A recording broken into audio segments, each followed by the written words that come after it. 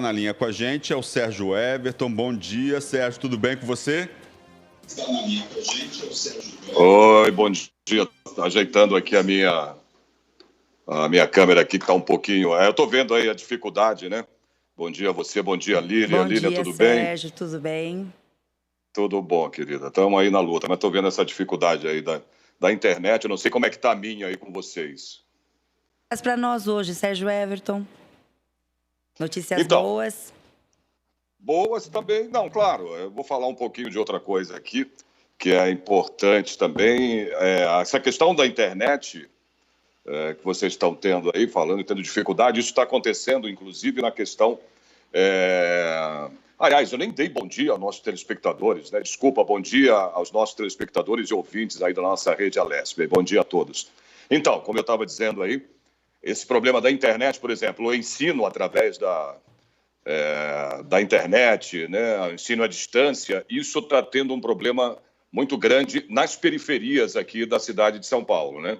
Estão tendo aí reclamações demais, porque realmente é complicado chegar, né? O sinal permanecer, né, fixo nas periferias. Então, os estudantes têm reclamado um pouco, têm falado muito em relação a isso, né? Que cai muito a internet, talvez porque não tenha tantos megas como a gente fala, às vezes são poucos megas e até pela dificuldade, né, do pessoal que mora na periferia de adquirir um pacote maior, talvez seja isso, eu não sei, mas as reclamações têm aparecido aí direto, principalmente nas periferias aqui de São Paulo. É um problema que tem que tentar ser resolvido, né, porque essas aulas através do ensino, né, da distância, do distanciamento, através da internet, é muito importante nesse momento de pandemia, né, Lília e Luciano, que a gente está passando, não tem outro jeito, né? Presencialmente não pode, não tem jeito, as escolas estão todas fechadas. Então, precisa tentar achar uma solução, né, para isso, eu não sei, ou tentar aumentar esse sinal, né, eu não sei, esses megas que a gente chama. Eu não entendo muito, eu não sou muito tecnológico, eu sou mais das antigas, né? Então, é uma situação complicada que está vivendo aí a periferia de São Paulo em relação ao estudo, né, através do home office, né, através da internet, por causa disso. E eu tenho uma outra coisa. Olha, o governador, né, vem falando aí sempre, né, nas falas dele aí, lá do governo, tudo, lá do Palácio, né, sobre a questão de abertura, né, de comércios aí, principalmente em relação a academias, né, salão de beleza. Então, eu tenho uma notícia aqui que as pessoas precisam se tocar com isso, que não há possibilidade disso agora. Então, tem alguns cabeleireiros aí, preparador físico, por exemplo, também, essa coisa de academia, né, Luciano, que dizem que vão voltar a trabalhar. Veja só, isso aí é o que eles estão dizendo. Né? Isso já está proibido, não tem como fazer, principalmente a academia, né, que você tem um contato muito próximo, né, o suor, tudo isso, né, contribui para que uma pessoa possa se contaminar, ou várias pessoas, né? Então, mesmo aí preocupados aí com a saúde, esses cabeleireiros, barbeiros e preparadores físicos dizem que devem voltar a trabalhar em meio à pandemia, claro, caso as atividades sejam liberadas, né, com serviços essenciais. Né? Primeiro precisa ser liberado, e isso não foi ainda, né? Pois é, conforme Sérgio. prevê aí o decreto assinado pelo presidente Jair Bolsonaro. O motivo é falta de dinheiro. Claro, isso é um motivo, né, Luciano, de todos nós, Lília, né, dessa questão toda de emprego, de salário, né? Muita gente perdendo o emprego, sendo demitida por causa dessa pandemia. Então, essas pessoas estão paradas aí há quase 2 meses e os profissionais têm tentado garantir o sustento de diferentes maneiras, né? O sustento deles, da família, mas os ganhos realmente estão parados, não tem jeito, não tem jeito. A opção, segundo eles, é a flexibilização gradativa com novas práticas aí de higiene, né? Tentar se higienizar o máximo possível, mas mesmo assim eu acho difícil ainda ser liberado uma parte do comércio, né? Enquanto a gente não baixar esse índice aí, né? Que a gente tem falado sempre que está aí na média do confinamento, das pessoas ficarem em casa, entre 46% e 48%, né? E estão pedindo, pelo menos, né, o governo, as autoridades, o mínimo aí de 55%, pelo menos, né? Oi, Luciano, você queria falar? Então, é isso aí que você falou, né? Tá certíssimo isso aí que você falou. Quer dizer, não é o momento Pois ainda é. de abrir. Você falou do isolamento mínimo de 55%. O ideal também seria ali um pouquinho mais, 70%. O governo editou aí essa medida provisória, colocando como academias de ginástica, barbearias e salões de beleza como serviços essenciais. Mas aí a história é a seguinte: aconteceu, o STF determinou numa liminar há quase um mês atrás, que os estados e municípios teriam autonomia para poder decidir o que abre e o que não abre. Na prática, né, quer dizer, então essa medida que foi editada pelo governo federal, na prática ela tem que ser referendada pelos estados e municípios. Então é o governador, são os prefeitos das cidades, eles é que definem efetivamente o que pode ser aberto ou não. Aqui no estado de São Paulo, se eu não me engano, o governador João Dória disse que, por enquanto, ainda não vai abrir academia, salões de beleza e tal. Na prática, o que isso acontece? O que isso causa, né? Quer dizer, você tem uma decisão do governo federal e uma decisão dos estados. As pessoas ficam um pouco confusas, né? Devo abrir, não devo abrir e tal, né? Mas, a princípio, a orientação da Organização Mundial de Saúde, que é a orientação que todos nós devemos seguir, é para não abrir em momento de isolamento social, né, Sérgio? Exatamente. Você falou tudo agora aí.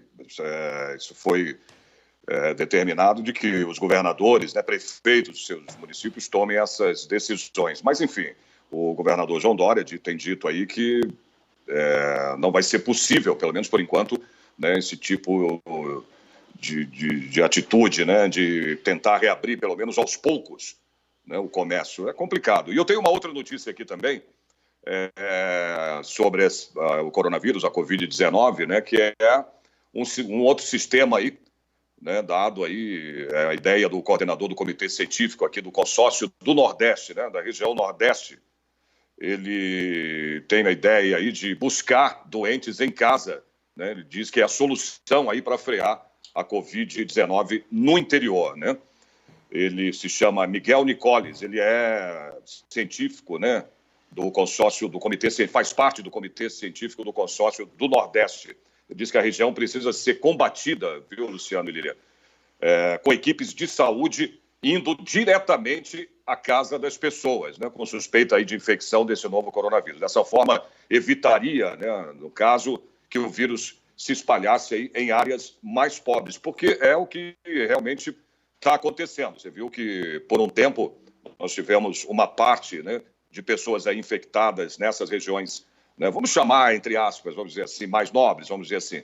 E a periferia, o medo todo era chegar exatamente na periferia, porque ia ser complicado. E tem chegado à periferia. As pessoas também parece que não querem entender essa situação. E tem muita gente aí, a gente vê nas reportagens, dizendo que eu cheguei a ver uma pessoa, até o repórter foi e perguntou, a pessoa falou, o que é isso?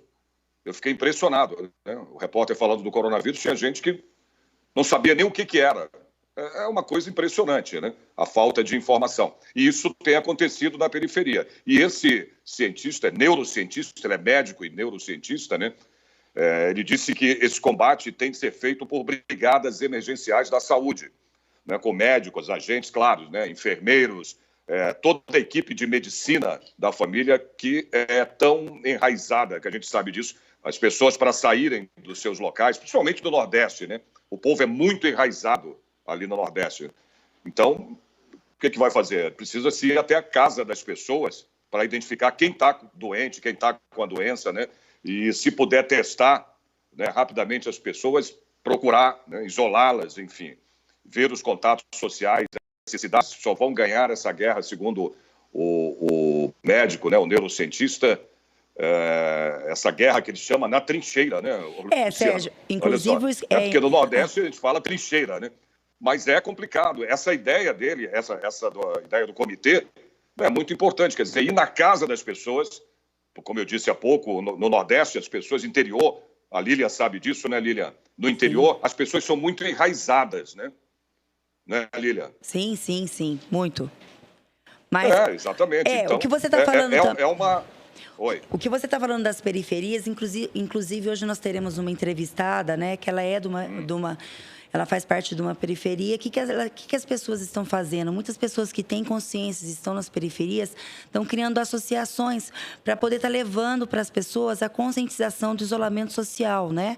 Na própria periferia, as pessoas já estão fazendo trabalho com as outras pessoas que não estão, né? Porque a periferia, como você mesmo disse, são os locais que estão tendo menos isolamento social, né? Exatamente, exatamente. Agora, para você ter uma ideia, olha só, segundo o consórcio aqui do Nordeste, já tem 1.119 municípios, veja bem, Lília, com casos de Covid-19 confirmados. Só para você ter uma ideia, o que representa aí 63% das cidades da região aí do Nordeste. Quer dizer, é muita coisa, né? Não é pouca coisa, não. Mas por quê? Porque as pessoas têm dificuldade, além da dificuldade, não querem se deslocar, não querem sair, né, daquele local, porque são enraizadas ali.